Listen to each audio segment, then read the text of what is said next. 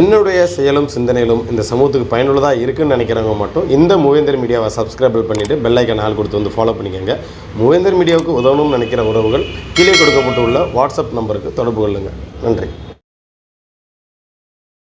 தேவேந்திரகுல வேளாண் சமுதாய உறவுகளுக்கும் தமிழ் சமூக உறவுகளுக்கும் என்னுடைய முதற்கண் வணக்கம்.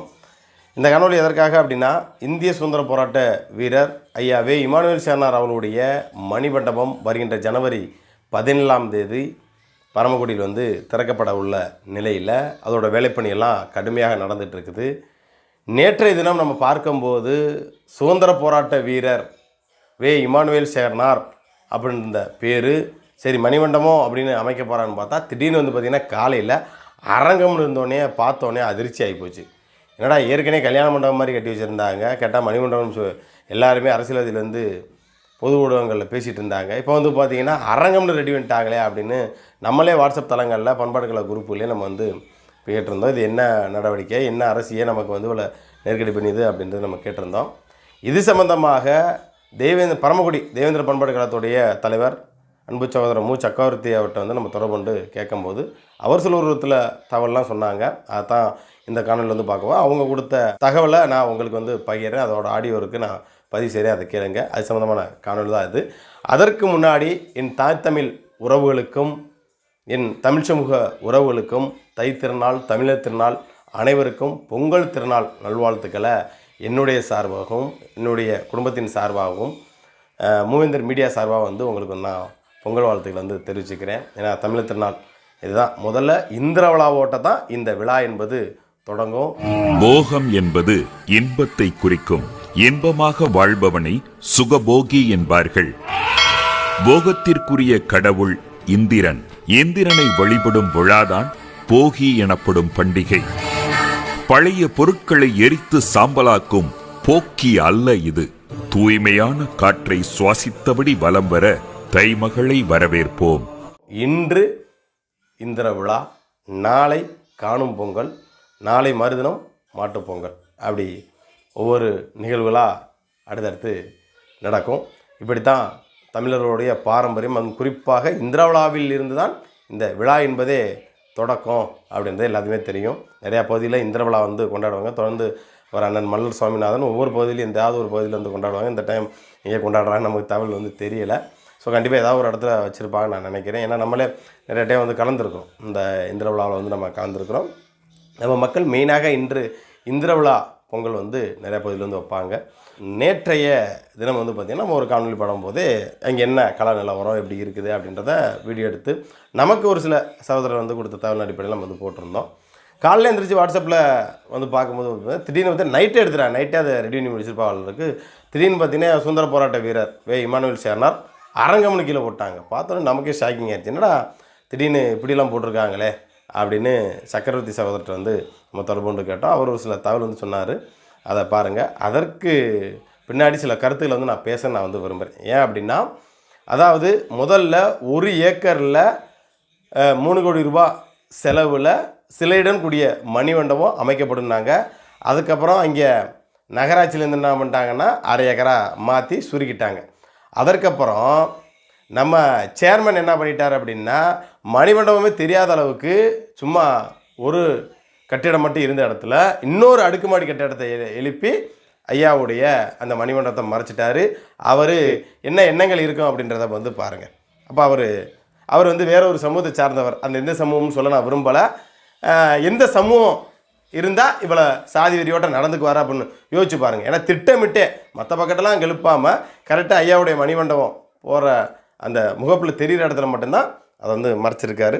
ஸோ இதை பற்றி நம்ம விரிவாக வந்து பார்க்க போகிறோம். அதற்கு முன்னாடி அன்பு சகோதரர் சக்கரவர்த்தி வந்து என்ன காரணத்தினால இவங்க வந்து மணிமண்டபம் வந்து அரங்கம்னு வச்சுருக்காங்க, மணிமண்டபம்னு வைக்காமல் அரங்கம்னு வச்சுருக்காங்க அப்படின்றத சக்கரவர்த்தி சகோதரர் வந்து சொல்லியிருக்காரு. அந்த ஆடியோ போடுறேன், கேளுங்க. அதுக்கப்புறம் சில கருத்துக்கள் வந்து பதிவு செய்கிறேன்.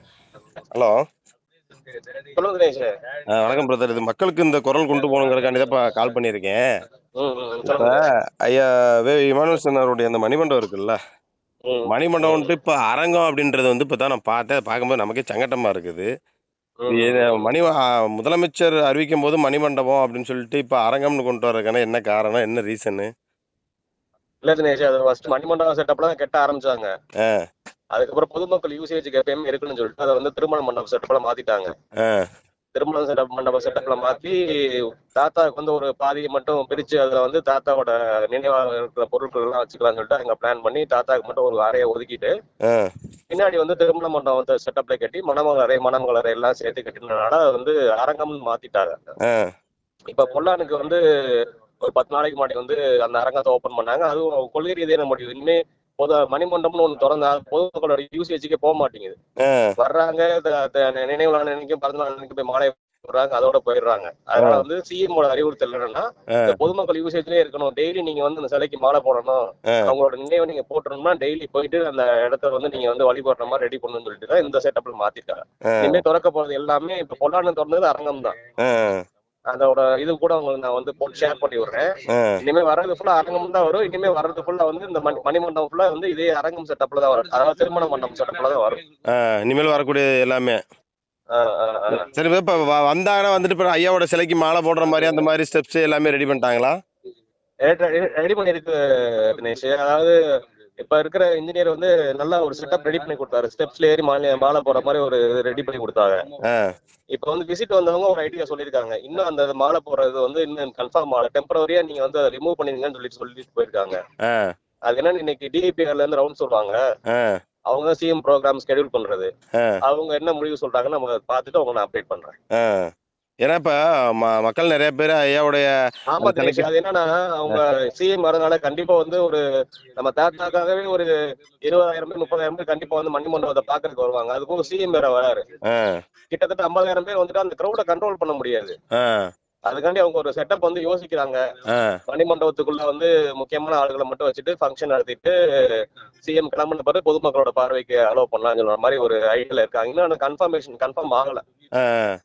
இன்னைக்கு ஈவினிங் தான் கன்ஃபார்ம். அந்த டிஏபி டீம் வந்து கன்ஃபார்ம் பண்ணுவாங்க. இப்ப அதோட ஏற்பாடுல எந்த மாதிரி போயிட்டு இருக்கு? சிறப்பா போயிட்டு இருக்கு. சிலையெல்லாம் கொண்டாந்து எரெக்ட் பண்ணிட்டாங்க. இல்ல அது பார்த்தேன் 11ஆம் தேதி வந்து எரெக்ட் பண்ணிட்டாங்க. நம்ம பசுபதி பாண்டியன் நினைவு நாள் அன்னைக்கு வந்து எரெக்ட் பண்ணாங்க. நாங்க அங்க போக முடியல. 10ஆம் தேதி இங்க செலவு வந்தாங்கன்னா அங்க போக முடியல எங்களால. சரி சரி 10ஆம் தேதி செலவு வந்து அங்கேருந்து எடுத்துட்டாங்க. 11ஆம் தேதி காலையில் இங்க எரெக்ஷன் ஆரம்பிச்சிட்டோம். அதனால இந்த வேலையில இருந்தனால அங்கே கூட போக முடியல. 11ஆம் தேதி எரெக்ட் பண்ணிட்டாங்க. அதான் ஏன்னா இது நம்ம வாட்ஸ்அப் தளங்கள எனக்கே பார்த்துட்டு ஷாக்கிங் ஆயிருச்சு. இல்லடா திடீர்னு மணிமண்டபம்னு அறிவிச்சுட்டு திடீர்னு அரங்கம்னு மாத்துறாங்க அப்படின்ட்டு. அதான் அவங்க வந்து இந்த ப்ராசஸே மாத்திட்டாங்க. மணிமண்டபம்னு அறிவிச்சாங்கன்னு வச்சுங்களேன், அது சும்மா மியூசியம் மாதிரி அப்படியே இருக்கும். அது பொதுமக்களோட பார்வைக்கு பொதுமக்கள் யூசேஜுக்கே வராது, பொதுமக்களோட புழக்கத்துக்கே வராது அப்படின்னு சொல்லிட்டு திருமண மண்டபத்துல செட்டப் பண்ணி டெய்லி நம்ம வந்து தியாகியாருக்கு வந்து மாலை அணிவிச்சு அதை சிறப்பு பண்ணிட்டு ஒரு நினைவான பொருட்கள் எல்லாம் பார்வையிடறதுக்காண்டி அதை திறந்து விட்டுட்டு அது ரெகுலரா நம்ம வந்து அதை வந்து மீட்டிங் ஹாலாவோ மேரேஜ் ஹாலாவோ இல்ல காது எதுக்கான யூஸ் பண்ணிக்கிறோமோ அந்த யூசேஜுக்காண்டி இப்படி மாத்திட்டாங்க. அரங்கம் தான் இனிமே வர்றதுக்குள்ள அரங்கம் தான் வரும். இப்ப பொல்லானுக்கு நான் தான் சொன்னேன், இப்ப பொல்லானுக்கு 10 நாளைக்கு முன்னாடி ஓபன் பண்ணா அது அரங்கம் தான் வரும். நான் உங்களுக்கு அந்த வாட்ஸ்அப்ல அனுப்பிச்சுடுங்க. இன்னொன்னு என்னன்னா தமிழக முதல்வர் வந்துட்டு ஐயாவோட சிலைக்கு மாலை அணிவித்து ஸ்பீச் எதுவும் இருக்கா இல்ல எந்த மாதிரியான ஷெட்யூல்? அதான் தினேஷ், ஸ்பீச் 10 மினிட்ஸ் ஸ்பீச் கொடுப்பாங்க, ஒரு டாக்குமெண்ட்ரி மட்டும் ஓடும் அப்படின்னு சொல்லி ஃபர்ஸ்ட் பிளான் பண்ணி டிஏபி டீம் வந்து கன்ஃபார்ம் பண்ண பிறகு அவங்க சொல்றேன். இப்போதைக்கு வந்து டாக்குமெண்ட்ரி ஒரு தாத்தா பத்தின ஒரு டாக்குமெண்ட்ரி மட்டும் 5 மினிட்ஸ் ரெடி பண்ணிருக்காங்க போல. அந்த டாக்குமெண்ட்ரி பாக்குற மாதிரி நம்ம குடும்பத்துல சார்பில் நம்ம பண்பாட்டுல சார்பில் எல்லா சார்பில் நம்ம போய் இந்த மணிமண்டபத்துக்கு போய் இது கேட்டோம்ல, அதெல்லாம் வந்து அந்த டாக்குமெண்ட்ரியில வரும்னு நினைக்கிறேன். அந்த டாக்குமெண்ட்ரி நம்ம கூட காட்டல, அவங்க சிஎம் தான் காட்டுவாங்க. அந்த டாக்குமெண்ட்ரி பார்த்துட்டு ஸ்பீச் கொடுக்கறனா 5 நிமிஷம், அதிகபட்சம் 5 நிமிஷம் ஸ்பீச் கொடுப்பாரு, அவ்வளவுதான். ஆனா இது வரைக்கும் ஸ்பீச் கொடுக்குற மாதிரி எதுவும் கன்ஃபர்மேஷன் கொடுக்கல. அவங்களுக்கு இன்னும் அந்த ஸ்கெட்யூல் வரல, ஸ்பீச் கொடுக்குறாரா இல்லையா. அலங்காநல்லூர்ல இருந்து இப்ப வரைக்கும் வந்திருக்க இது வந்து அலங்காநல்லூர்ல இருந்து கிளம்பி வராரு. கிளம்பி வந்து ஐயாவோட மணிமண்டபத்தை திறந்து வச்சுட்டு நினைவிட போயிட்டு அப்படியே கிளம்புறாரு தான் இது வரைக்கும் ஸ்கெட்யூல் இருக்கு. வேற ஸ்பீச் கொடுக்குறாரு அதெல்லாம் எதுவும் வரல. அப்ப அங்க அலங்காநல்லூர்ல அந்த ஜல்லிக்கட்டு விழா தொடங்கி வச்சது அப்படி இங்க வர ப்ரோக்ராமா? ஆமா ஆமா ஆமா ஆமா. இப்போதைக்கு இது இவ்வளவுதான் ஸ்கெட்யூல். அலங்காநல்லூர்ல இருந்து கிளம்பி தாத்தாவோட மணிமண்டபத்தை திறந்து வச்சுட்டு தாத்தாவோட சிலையை கட் பண்ணி திறந்து வச்சுட்டு தாத்தா நினைவிடம் போயிட்டு அஞ்சலி செலுத்திட்டு அப்படியே வெளியே கிளம்புறாரு, அவ்வளவுதான். சரி, அதான் கேட்டு சரி மக்கள்கிட்ட ஒரு குரலா கொண்டு போய் எத்தனை மினிஸ்டர் வராங்க எதுவும் எந்த ஒரு அப்டேஷன் இது வரைக்கும் வரல. நம்ம இன்வைட் பண்றதுக்கு வந்து எல்லாத்தையும் இன்வைட் பண்ணிருக்கோம். நம்ம ஆளுங்கட்சியில இருந்த எம்எல்ஏ, எதிர்கட்சியில இருக்க எம்எல்ஏ, முன்னாள் எம்எல்ஏக்கள் எல்லாத்தையும் இன்வைட் பண்ணியிருக்கோம். ம் ஊர் சார்பில் எல்லாத்துக்கும் அழைப்பு கொடுத்துருக்கோம். அது மாதிரி மீடியாலையும் போட்டிருக்கோம். இப்போ போஸ்டர் ரெடி பண்ணியாச்சு, இன்விடேஷன் ரெடி பண்ணி எல்லாரும் கொடுத்துட்டு இருக்கோம். ஆ குறைஞ்சது ஒரு 50,000 பேர் எதிர்பார்க்கலாம். அந்த கிரௌட மேனேஜ் பண்றதுக்கு தான் அவங்க ரொம்ப திணறி போயிருக்காங்க. இல்ல இது முடிஞ்சதுக்கு அப்புறம் வந்து தனிப்பட்ட முறையில் பண்பாட்டு கலை ரீதியா வந்து எதுவும் விழா எடுக்கிற மாதிரி எதுவும் பிளான் எதுவும் பண்ணியிருக்கா? பண்ணுவோம் தெரியும். நம்ம தனியா ஒரு ஃபங்க்ஷன் கூட ரெடி பண்ணலாம், சின்னதா ரெடி பண்ணலாம். சரிங்க பிரதர். சரிங்க பிரதர், தகவலுக்கு நன்றி பிரதர். தேங்க்யூ. சரி. இப்போ இந்த வந்து ஆடியோ வந்து கேட்டிருப்பீங்க. அதாவது இனி வரக்கூடிய காலங்களில் சுதந்திர போராட்ட தியாகிகள் யாருக்காக இருந்தாலுமே மணிமண்டபம் அப்படின்றது வந்து கிடையாது. இந்தமாரி அரங்கமாக தான் இப்படி தான் பயனுள்ளதாக வந்து இருக்கணும். ஏன்னா எதுவுமே தேவேந்திர குல வேளாளர் சமூகத்தை வச்சு தான் இந்த அரசே வந்து ஒவ்வொரு விஷயத்தையும் வந்து முன்னெடுக்கிறாங்க அப்படின்னு தான் நம்ம எடுத்துக்கணும். எத்தனையோ மணிமண்டபங்களை பார்த்துருப்போம். ஐயா முப்பாட்டன் பெரும்படுகு முத்தரையருடைய மணிமண்டபம் திருச்சியில் இருக்குது. அவ்வளோ ஒரு சிறப்பாக இருக்கும். இந்த மாதிரி எண்ணற்ற திருநெல்வேலியில் எடுத்துக்கிட்டோம்னா எத்தனையோ பேருடைய மணிமண்டபம்லாம் நம்ம பார்த்துருப்போம். அவ்வளோ ஒரு கிராண்டாக வந்து இருக்கும். ஆனால் இப்போ என்ன வந்ததுன்னா அது பயன் இல்லாமல் இருக்குது. அதாவது ஒரு நாள் வருஷத்துக்கு ஒரு நாள் மட்டும் நின்னல் வர மட்டும் பண்ணிவிட்டு அதுக்கப்புறம் பூட்டி கிடக்குது அப்படின்ற மாதிரி சிலர் வந்து ஒரு கதை வந்து சொல்கிறாங்க. சரிங்களா? எது எப்படி வேணாலும் இருக்கட்டும். அதாவது மணிமண்டபம் அப்படின்னு வந்து அறிவிச்சிட்டிங்க, அப்போ அதுக்கேற்றதாக இருக்கணும். அது நிதம் வந்து பார்வையிடுறதுக்கோ இல்லை மக்கள் வந்து வழிபடுறதுக்கோ ஏதாவது ஒரு நிகழ்வு பண்ணுறதுக்கோ ஏதாவது ஒரு ஏற்பாடு பண்ணிடலாம்ல. சரி, உள்ளே வச்சு அந்த சிலை மட்டும் தானே இருக்குது, எந்த பயனுமே இல்லாமல் இருக்குங்கிற ஓகே. அப்போ அதற்குன்னு ஒரு தனியாவது வந்து ஒரு ஏற்பாடு வந்து பண்ணலாம்ல. நீங்கள் அதுக்கப்புறம் வந்து அங்கிட்டு வந்து அரங்கமாக ரெடி பண்ணுறதோ அரங்கம் இல்லாமல் ரெடி பண்ணுறதோ ஓகே. பெரும்பான்மையாக அந்த அரங்கத்தில், அதான் இப்போ இன்றைக்கி நீங்கள் வந்து சொல்கிறீங்க இல்லையா, மணிமண்டபம்ன்ற பேர் வந்து சொல்லியிருக்கீங்க இல்லையா, அது இன்றைக்கி அரங்கமாக இருந்தாலும் குறிப்பாக தேவேந்திர குல வேளாளர் சமூகத்தை சார்ந்த மக்கள் மட்டும்தான் அந்த இடத்துல நிகழ்வு வந்து வைக்க போகிறாங்க. வேறு மாட்டு சமூகங்கள் யாரும் வந்து அங்கே வந்து வைக்க போகிறது கிடையாது. சரிங்களா? கண்டிப்பாக வைக்கவும் மாட்டாங்க. அது எங்களுக்கு நல்லாவே தெரியும். அப்படி இருக்கும்போது என் சமூக மக்கள் தானே பயனுள்ளதாக இருக்க போகுது. அப்போ இதில் வழிபடுறதுக்கோ என்ன காரணம்? இதில் வந்து ஸ்டெப்ஸ் எல்லாம் வேறு வந்து இப்போதைக்கு வந்து இல்லை அப்படின்ற மாதிரி சொல்லியிருக்காங்களா. அது பின்தோதில் வைக்கிறோமா வேணாமா அப்படின்றத அது முடிவு செஞ்சுக்கலாம் அப்படின்ற மாதிரி. ஏன்னா மக்களுக்கு கிட்டத்தட்ட 50 லட்சம் மக்களுக்கு மேலே வந்து பெருந்தரெலாம் வருவாங்க. எல்லாருமே ஸ்டெப்பில் ஏறி ஏதாவது உடஞ்சிருச்சுன்னா இதாகிடுச்சுன்னா ஏதாவது ஆயிரும் அப்படின்ற மாதிரி அரசு தரப்பில் வந்து ஃபீல் பண்ணுறாங்களா, வருத்தப்படுறாங்களாம். அப்போ சரியான முறையில் இதற்கு முன்னாடி வேலைப்பணிகளை திட்டத்தோடு செயல்படுத்த வேண்டிய அரசோட கடமை இல்லை. அப்போ இந்த மக்களுடைய வாக்குக்காண்டி ஏதோ பேருக்கு நாங்கள் மணிமண்டபம் அறிவிக்கிறோம், சிலை அறிவிக்கிறோம், இப்போ மணிமண்டபமும் கிடையாது. அப்போ இனிமேல் தமிழக முதல்வரோ யாருமே தான் நாங்கள் மணிமண்டபம் அனுபவிச்சோம்னு சொல்லக்கூடாது. சரியா? நாங்கள் இந்த மாதிரி சுதந்திர போராட்ட தியாகிகளுக்கு வந்து மணிமண்டபம் அமைச்சு கொடுத்தோம் அப்படின்னு சொல்லக்கூடாது. நாங்கள் அரங்க அமைச்சு கொடுத்தோம் தான் சொல்லணும். அதே போல் சாதி வெறியோடு என்ன இருக்கக்கூடிய ஊடகத்துறையாக இருக்கட்டும், யாராக இருந்தாலும் அவர் இந்திய சுதந்திர போராட்ட தியாகினே அடையாளப்படுத்துகிறே கிடையாது. அதாவது திமுகவோட மாவட்ட செயலாளராக இருக்கட்டும், இல்லை பத்திரிகை துறையாக இருக்கட்டும், யார் கலெக்டராகவே இருந்தாலும் பதிவு செய்கிற எல்லாமே ஒரு அரசு வந்து கௌரவப்படுத்தியிருக்குது. சரியா? இந்திய சுதந்திர போராட்ட தியாகி அப்படின்னு. அப்படி இருக்கும்போது சும்மா வெறுமனையே தியாகி இமானுவேல் சேர்னார் அப்படின்னு போட்டால் இதில் என்ன இருக்குது? திமுகவோட மாவட்ட செயலாளராக இருக்கட்டும், அந்த கட்சி நிர்வாகிகளாக இருக்கட்டும், உங்கள் தலைவர் தானே அறிவிச்சார் சுதந்திர போராட்ட தியாகின்னு. அப்போ உங்களுக்குலாம் அந்த சாதி என்ன இருக்குதாக்கும், சாதி வெறி இருக்குதாக்கும், உனக்கு மனம் இல்லை, இதே ஓன் தலைவராக இருந்தால் அப்படி சொல்லிடுவியா நீனு? அப்போ இதுக்கு என்ன காரணம் அப்படின்னா நம்ம மக்களுக்கு சூடு சொரணை இல்லை அப்படின்னு தான் நான் சொல்லுவேன். ஏன்னா கேட்கணும்ல, இங்கே வாயா உங்கள் தலைவர் தான் வந்து சுதந்திர போராட்ட தியாகின்னு அறிவிச்சிருக்காரு, நீ என்னப்பா வந்து தேவையில்லாமல் தியாகி இமானுவேல் சேர்னா அவரை ஏன் சிரமப்படுத்துகிற? ஏன் சுதந்திர போராட்ட தியாகின்னு எழுதுறதுல உங்கள் அப்பா விட்டு முதல் எதுவும் குறைஞ்சி போகுதா அப்படின்னு ஏன் கேட்க மாட்டேங்கிறோம்? கட்சியில் உள்ளவங்க ஏன் கேட்க மாட்டேங்கிறோம்? இல்லை, நாங்கள் வெளி மாவட்டத்தில் இருக்க எங்களுக்கு இருக்கக்கூடிய அந்த உணர்வோடவே அந்த பிறந்த மண்ணில் இருக்கக்கூடியவங்களுக்கு கொஞ்சம் கூட உணர்வு இல்லையா அப்படின்னு தான் எங்களோட கேள்வி. அது பார்க்கும்போது நமக்கு வருத்தம் அளிக்குது.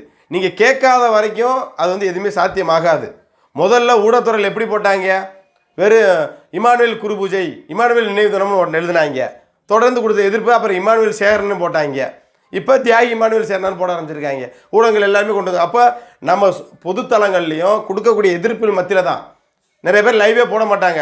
லைவே போட மாட்டேங்க, எதுக்கே கேமரா வச்சுட்டு போகிறேன்னு வர்றவன் நம்ம இளைஞர்கள் எல்லாமே வந்து அந்த கேமராமேனை பிடிச்சி சத்தம் போட ஆரம்பித்தாங்க. இப்போ நிறையா சேனலில் வந்து இப்போ ரீசெண்டாக லைவ் போடுறாங்க. நீங்கள் மற்ற இடத்துக்கு போனால் லைவ் போடுவீங்க, எங்களுக்கு வந்து லைவ் போடாமல் எதுக்கே கேமரா வச்சு எடுத்துகிட்டு போயா எங்கள் சமூகத்தில் இருக்க யூடியூப் சேனலோட லைவை போட்டு போட்டாங்க அப்படின்னு பிடிச்சி சத்தம் போடுறது விளைவு இப்போ ஒரு சில ஊடகங்கள்லாம் நேரலை போட ஆரம்பிச்சிருக்குது. இப்போ ஒரு சில செய்தியெல்லாம் போட்டிருக்கு. அப்போ நம்ம எதையுமே அது ஊடகமாக இருந்தாலும் சரி, அரசியல்வாதியாக இருந்தாலும் சரி, நம்ம அதை கேள்வி கேட்காத வரைக்கும் அவங்க நம்மளை துச்சமாக நினைக்க மாட்டாங்க. ஏதோ ஏன்னா இங்கே மணிமண்டபம் கிடையாது, அது அரங்கம்தான். சரியா? அது ஒரு கல்யாண மண்டபம், பயனுள்ளதாக இருக்கக்கூடிய கல்யாண மண்டபம். சரியா? அதனால் வந்து இனிமேல் நாங்கள் மணிமண்டபத்துக்கு வந்து நாங்கள் குரல் கொடுத்தோம், மணிமண்டபத்துக்கு குரல் கொடுத்தோன்னு எந்த அரசியல் தலைவர்களும் பேசக்கூடாது.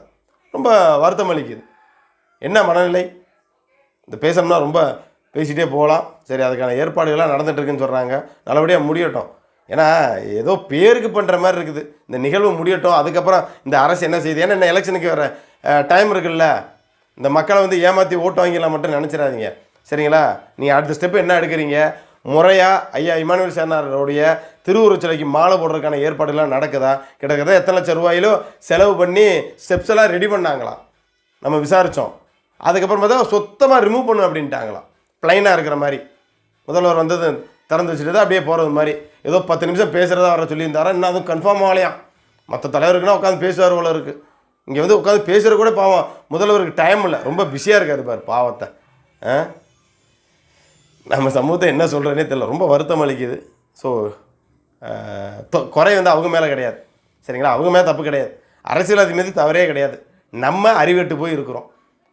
அதான் சொல்கிறது. ரொம்ப வருத்தம் அளிக்குது நடக்கக்கூடிய நிகழ்வுலாம் பார்க்கும்போது.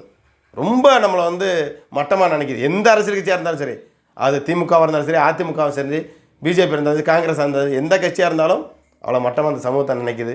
நம்ம அந்த லட்சணத்தில் இருக்கோம் அப்படின்னு தான் நான் நினைக்கிறேன். ரொம்ப வருத்தம் அளிக்குது. நான் பேசணும்னா ஏதாவது கூட பேசுகிறோன்னு தோணுது. ஸோ எது நடக்கணுமோ நடக்கட்டும். நன்றி.